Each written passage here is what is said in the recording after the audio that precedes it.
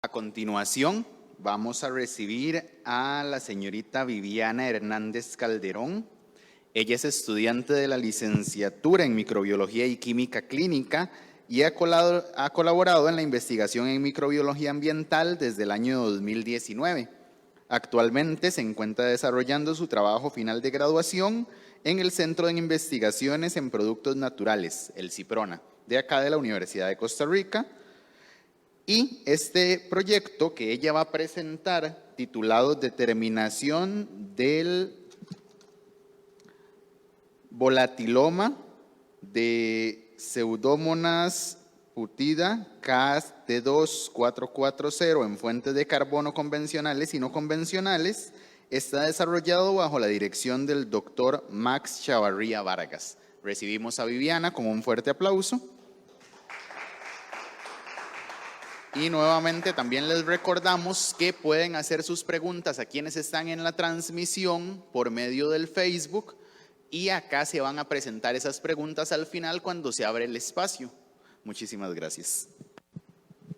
Buenos días a todos, es un gusto de verdad estar por acá, tratar de comentarles un poco de lo que hacemos en el Laboratorio de Biotecnología y Tecnología Química del CIPRONA.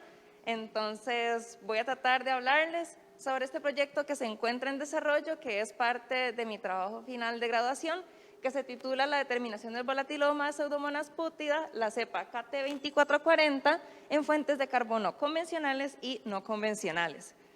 Para la agenda de hoy, entonces, vamos a hablar un poco de los antecedentes, a qué nos referimos cuando hablamos de compuestos orgánicos volátiles.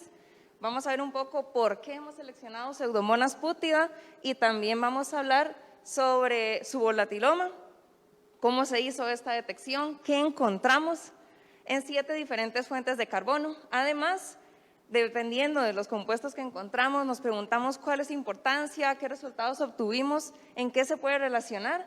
A partir de ahí, hemos analizado un poco acerca del crecimiento y el análisis de volatiloma de cepas mutantes. Además, les voy a comentar rápidamente qué es lo que sigue, qué es lo que está en desarrollo actualmente y algunas conclusiones o consideraciones finales. Entonces, vamos a comenzar. Primeramente, ¿qué es un compuesto orgánico volátil? Bueno, estos compuestos orgánicos volátiles o VOX son compuestos bacterianos que son capaces de hacer interacciones y de relacionarse entre los organismos que cohabitan o que existen en un mismo lugar.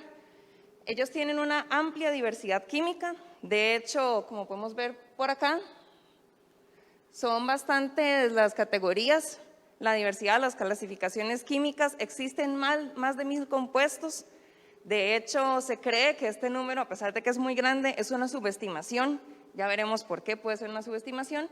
Y pueden interactuar como moléculas de señalización a corta y a larga distancia. De hecho, hay patógenos de plantas que son controlados por cepas de pseudomonas, en este caso siendo una interacción negativa, y son generalmente sintetizados o producidos mediante rutas catabólicas, como cuáles, como glicólisis, lipólisis, proteólisis, entre otras. Además, pueden tener estos efectos, como hemos venido comentando, pero también existen asociaciones positivas. Ahora, aquí tenemos algunos de los ejemplos. Primeramente, estos compuestos, el 2,3-butanodiol y la cetoína, tienen una influencia sobre factores de virulencia bacterianos. Estamos hablando en este caso de un asunto de salud pública. En el caso del 1-butanol y el indol, estos compuestos son capaces de disminuir la movilidad o motilidad en las bacterias E. coli y Pseudomonas aeruginosa. Pero también, como les comento, sí existen asociaciones positivas. ¿Como cuáles? Por ejemplo, los microorganismos que se encuentran en la rizosfera. Entre ellos sí existe una serie de compuestos orgánicos volátiles que son capaces de estimular el crecimiento y las interacciones. Ahora bien, ¿qué se conoce en cuanto a la detección de estos compuestos orgánicos volátiles y a qué me refiero en que puede haber una subestimación? Actualmente es un poco complejo identificar estos compuestos, ya que estamos hablando de muestras complejas, más de 2 organismos o 3 organismos o todo un microambiente en el lugar. Entonces, en este caso, la cromatografía de gases acoplada a la espectrometría de masas, GCMS, es una herramienta muy buena, muy poderosa para tratar de identificar y separar estos compuestos. Ahora bien, aunado al uso de fibras SPME, fibras de microextracción de fase sólida, es que podemos obtener una mayor sensibilidad. Estas fibras son capaces de concentrar dentro de sí los compuestos que se encuentran en el espacio de cabeza, o lo que se conoce como headspace en inglés, estos compuestos orgánicos, y así poder obtenerlos, separarlos, sin necesidad de entrar en contacto con las muestras, sino solo lo que se considera la parte del espacio de cabeza, en donde se encuentran los compuestos orgánicos volátiles. Entonces, esta herramienta que está disponible en Ciprona es una muy buena oportunidad y supone una oportunidad también para las investigaciones en este tipo de compuestos, dado a su rendimiento promisorio para poder detectarlos. Ahora bien, ¿por qué entonces Pseudomonas putida KT2440? Esta bacteria es una de las consideradas por algunos autores como el caballo de batalla de la biotecnología moderna. Estas son bacterias que se pueden adaptar a diferentes ambientes físico-químicos, tienen un elevado poder reductor, es una cepa que se presta y que ya tiene herramientas genéticas descritas. En este caso hablamos de sistemas de mutagénesis y demás, que ya están descritas para esta cepa y tienen una gran versatilidad porque pueden sobrevivir en alto estrés oxidativo. Pseudomonas, en general, es un organismo, un género de organismos que es de bacterias que son degradativas. Entonces, estamos hablando que son capaces de metabolizar, de asimilar diferentes compuestos muy complejos y producir a partir de ellos otros compuestos que pueden ser de interés biotecnológico. Entonces, además de eso, esta bacteria también se presta para un fácil crecimiento, sencillo, de bajo costo. Todo esto lo hace, de verdad, un organismo de interés biotecnológico y que se presta también, entonces, tanto a la atracción a nivel biotecnológica como industrial en cuanto a sus compuestos. Pero llama la atención que no se han detectado o no se han estudiado los compuestos orgánicos volátiles. En este caso, entonces, tenemos una oportunidad para descubrir qué es lo que se encuentra allí y por qué no se han estudiado antes, que podemos encontrar que pueda ser de utilidad o de interés. Entonces, es lo que procedimos a analizar mediante el uso de viales de espacio de cabeza o viales headspace, acoplado entonces a esta metodología de cromatografía de gases de espectrometría de masas. Para ello se hizo una evaluación inicial de la cepa de Pseudomonas putida KT2440 en diferentes fuentes de carbono. A partir de esta evaluación se diseñó el protocolo para poder hacer el análisis de los compuestos orgánicos volátiles empleando estas fibras que están disponibles en el centro y el equipo. Y a partir de eso entonces se hizo la determinación del perfil de compuestos orgánicos volátiles que presenta esta bacteria. Bueno, aquí tenemos los viales de espacio de cabeza y el cultivo de Pseudomonas. Ahora bien, ¿qué es lo que obtuvimos entonces una vez realizado este análisis? Pues obtenemos que en todas las fuentes de carbono que se analizaron, que están por acá, glucosa, citrato, glicerol, serina, cisteína, otros aminoácidos, en todas ellas se obtuvo este compuesto que está aquí, el 1,1-deceno, en todas. De hecho, es tanta la producción de este compuesto que fue difícil identificar algunos otros que estaban en concentraciones muy, muy bajas. Entonces nos llama la atención. Lo encontramos en todas las fuentes de carbono. Entonces, aquí, por ejemplo, tenemos al glicerol como fuente de carbono, pero también, como les comento, tanto en citrato e inclusive con glucosa lo encontramos. Aquí están. Entonces, con esto podemos decir que definitivamente este compuesto es el mayoritario, como el perfil del volatiloma o el perfil del volatiloma de Pseudomonas putida KT2440. Pero entonces, si hacemos una comparación de todas las fuentes de carbono que utilizamos, hablando de este compuesto, el 1,1-deceno, podemos encontrar que hay diferentes abundancias relativas entre los compuestos que se utilizaron como fuente de carbono. ¿Qué quiere decir esto? Que en fuentes como glicerol encontramos una mayor producción a diferencia, por ejemplo, de glucosa, pero siempre se mantiene esta producción. Esto llama mucho el interés y nos llama la atención y nos hace preguntarnos entonces, ¿por qué será que se está produciendo de manera constitutiva este compuesto? Cabe destacar que mediante la espectrometría de masas se identificó este compuesto y también se analizó mediante un patrón para poder confirmar que en efecto era este compuesto, el 1,1-deceno. Entonces, ¿por qué es tan importante este compuesto 1,1-deceno en Pseudomonas putida KT2440? Lo encontramos en todas las fuentes de carbono, algo está sucediendo por ahí. Entonces, antes de analizar el organismo, ¿qué se ha escrito, qué se ha dicho sobre este compuesto hasta el momento? Este es un compuesto que se conoce como un alqueno de media cadena, o sea, entre 10 carbonos a 14 carbonos. Y se ha propuesto por algunos autores como un posible combustible de nueva generación que nos podría ayudar a disminuir un poco la dependencia a los hidrocarburos actuales. También es un conocido biomarcador en Pseudomonas aeruginosa, que sí es un patógeno, que sí es de salud pública, es un organismo que de hecho genera diferentes cuadros y es de relevancia según la OMS. A nivel de metabolismo tenemos que estar relacionado con lo que es los ácidos grasos. De hecho, algunos autores han hecho ensayos en donde se ha podido dilucidar que en el último paso lo que ocurre es una transformación de un ácido graso al compuesto 1,1-deceno. Y esto mediante una enzima que está codificada en el gen 1-DA. Esto está descrito para Pseudomonas aeruginosa, pero también estos autores que realizaron este estudio la encontraron en muchas especies de Pseudomonas. Sin embargo, en Pseudomonas putida KT2440 no se ha encontrado. Entonces, ¿qué es lo que realiza esta enzima del gen 1-DA? Lo que realiza es una descarboxilación. Entonces, ahí se puede apreciar cómo se cambia este grupo carboxilo, se elimina, se genera CO2, agua y terminamos con ese doble enlace al final, generando el 1,1-deceno. Esto es lo que se ha podido dilucidar hasta el momento de qué es lo que puede hacer esta enzima. Y como les comentaba, se ha encontrado y se ha asociado a este gen 1-DA en diversas cepas. Sin embargo, en Pseudomonas putida KT2440, con esta relevancia biotecnológica que tiene, no se ha identificado, no se ha anotado este gen. ¿De acuerdo? Entonces, como no ha sido anotado, nos abocamos a investigar un poco más.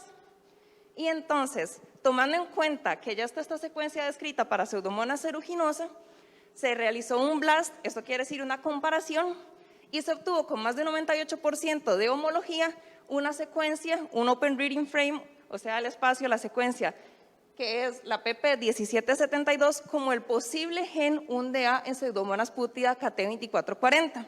A partir de eso, obteniendo esta secuencia, decidimos realizar una mutagénesis por CRISPR-Cas9. Esto quiere decir el silenciamiento de un gen en dos diferentes cepas o en dos diferentes organismos. Esto lo realizaron en España mediante la colaboración del laboratorio del doctor Víctor de Lorenzo y se obtuvieron entonces dos cepas que tienen sus respectivos nombres. Pero el punto es que estas cepas carecen del gen 1-DA o de lo que consideramos que puede ser el gen 1-DA.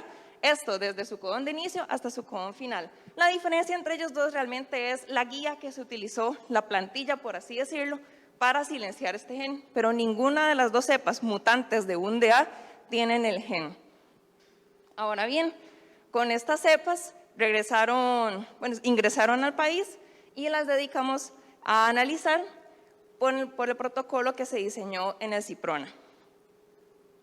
Entonces, ¿qué es lo que obtuvimos cuando analizamos estas cepas que no tienen el gen 1-DA?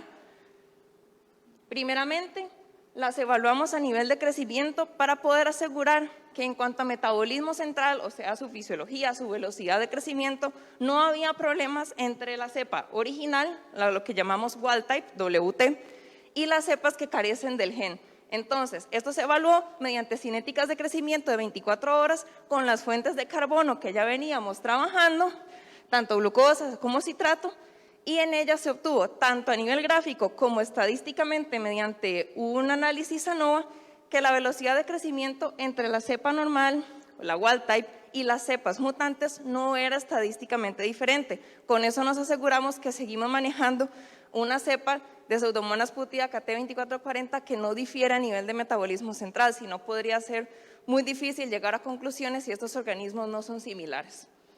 Ahora bien, aplicando el protocolo que se desarrolló en el centro, ¿qué obtuvimos entonces cuando analizamos los compuestos orgánicos volátiles? Habíamos dicho que habíamos quitado el gen 1-DA, entonces no esperaríamos encontrarlo.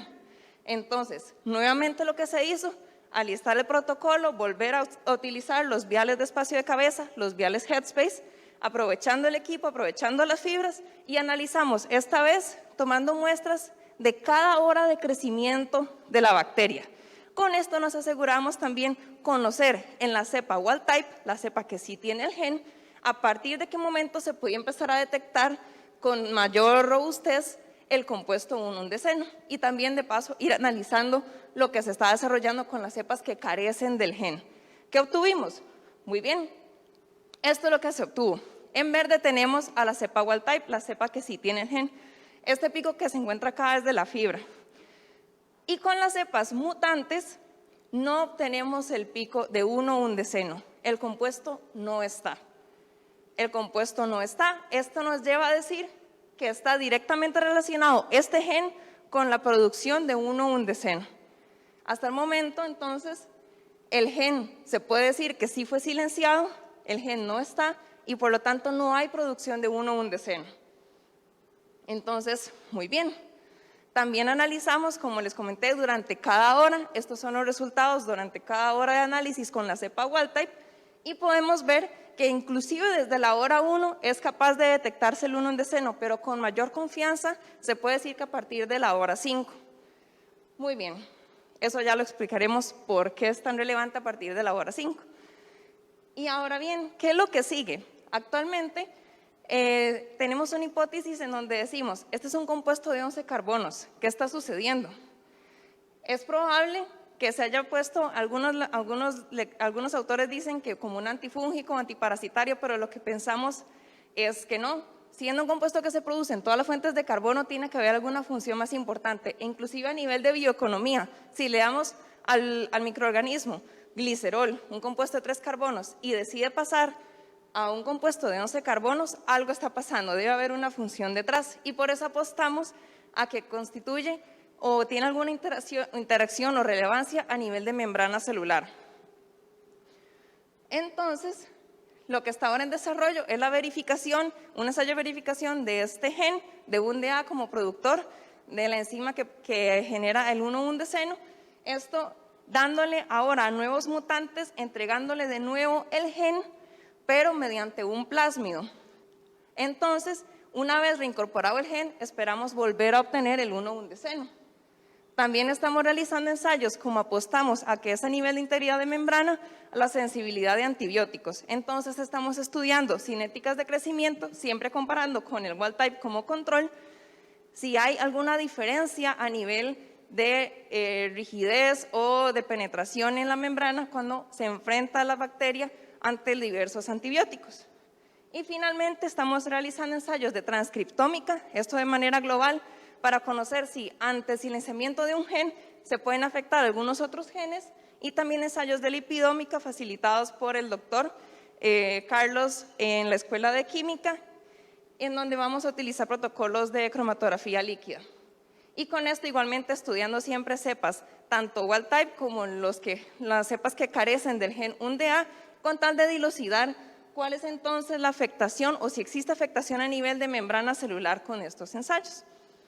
A nivel de conclusiones, entonces podemos decir que sí se pudo desarrollar un protocolo que es capaz de determinar los compuestos orgánicos volátiles en muestras de bacterias ambientales, que el 1,1-deceno es un compuesto mayoritario en el volatiloma de Pseudomonas putida KT2440, y podemos anotar entonces que es esta secuencia, la pp1772, la responsable, el gen UNDA en Pseudomonas putida, y es la productora de 1,1-deceno. Entonces, con los ensayos posteriores vamos a tratar de dilucidar mejor cuál es la función de este compuesto y por qué está expresándose de manera constitutiva en este organismo.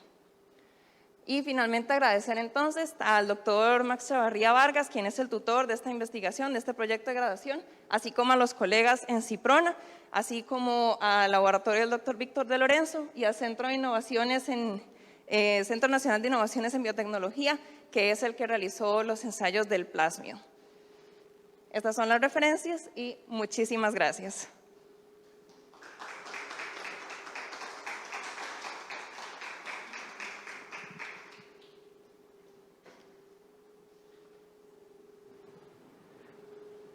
Muchas gracias, Viviana. Qué excelente investigación. Ya te lo he dicho yo cuando te he topado. Y me pregunto si esto es una investigación de licenciatura o más bien de maestría, ¿verdad? Hay una lámina en la que presentaste los cromatogramas tanto de las cepas convertidas como de la wild type, comparando la presencia del 1,1-deceno. Y sin embargo hay una traza ahí en la roja que me parece que hay un poquito de un deceno. No en esta, esta es la cinética en la wild type, ahí, exacto. En la roja yo veo así como un piquito chiquitito. No, realmente cuando analizamos, de hecho en las computadoras que tienen el software, esto se contrasta con la base de datos de software de Excalibur. En estos puntos ya es muy difícil asegurar qué es lo que se encuentra ahí. Sí se encuentran compuestos, por ejemplo, de la fibra que estaban asociados con silicio, etcétera, pero revisándolo no corresponde con un deceno. Okay. Sí, porque el equipo también, y aquí para darle promoción al equipo, es capaz de hacer masas.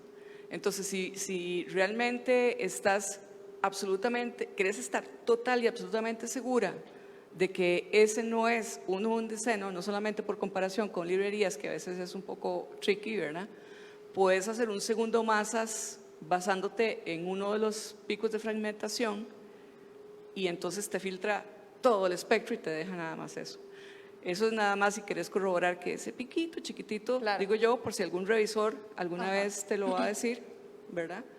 ¿Cómo comprueba usted que eso no es un deceno? Claro. Ok, perfecto. Muchas gracias. Y felicitaciones nuevamente por la investigación. Muchas gracias. Muchas gracias por la presentación muy clara.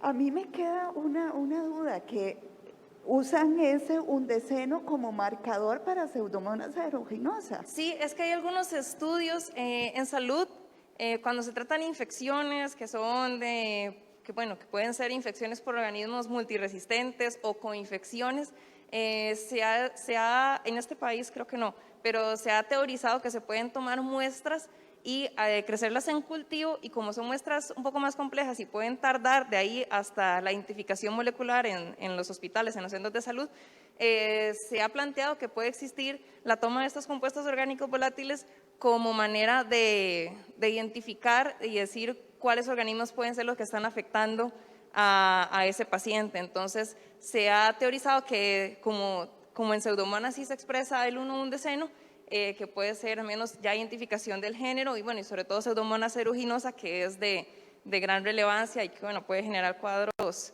terribles a gran velocidad. Sí. Interesante eso, porque me imagino que ya ahí dicen, bueno, puede tener esto. El hecho de estar presente, ese compuesto, pues indica una pseudomonas de fijo, y entonces, claro, eso acelera un diagnóstico.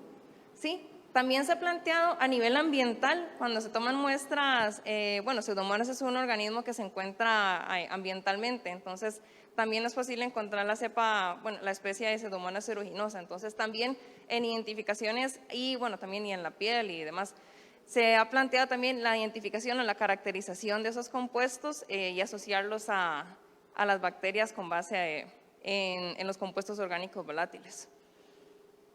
Y algo que usted mencionó, que el undeceno se considera como un combustible de nueva generación. Pensando en eso, ¿determinaron cuánto puede estar produciendo la cepa? No, en este caso, hasta el momento no. Lo que podemos determinar es a nivel de abundancia relativa, las intensidades. Utilizando el patrón sí sería posible hacer la cuantificación. Sin embargo, como mostramos ahorita, en el estudio con las 7 fuentes de carbono sí se vio una mucho mayor producción con glicerol. Entonces eso ya también nos va dando una idea de por dónde va la ruta metabólica y por qué se está generando más. Entonces, con lo que hablamos a nivel de metabolismo, por qué se estaba generando más. Se podría plantear hacer ensayos con glicerol como fuente de carbono y realizar cuantificaciones, y eso podría inclusive llevarse a un escalamiento o ya en miras algo más grande a nivel biotecnológico. O inclusive la sobreexpresión del gen podría ser. Ok, con gusto.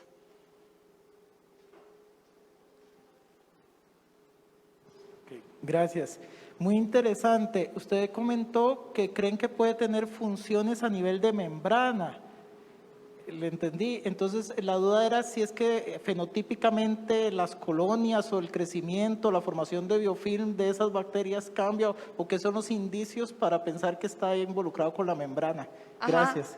Ok. A nivel morfológico, cuando utilizamos tanto los medios líquidos como las placas de agar, no se han encontrado diferencias a nivel morfológico. Entonces, por ese lado hay que ir un poco más hacia lo molecular y por eso las interacciones, por ejemplo, las relaciones entre los genes utilizando la transcriptómica sí nos podrían decir si existen diferencias un poco más a nivel micro, pero fenotípicamente las colonias se ven igual y crecen a la misma velocidad. Entonces, de momento a nivel morfológico no hay diferencias. Muchísimas gracias a Viviana por su presentación.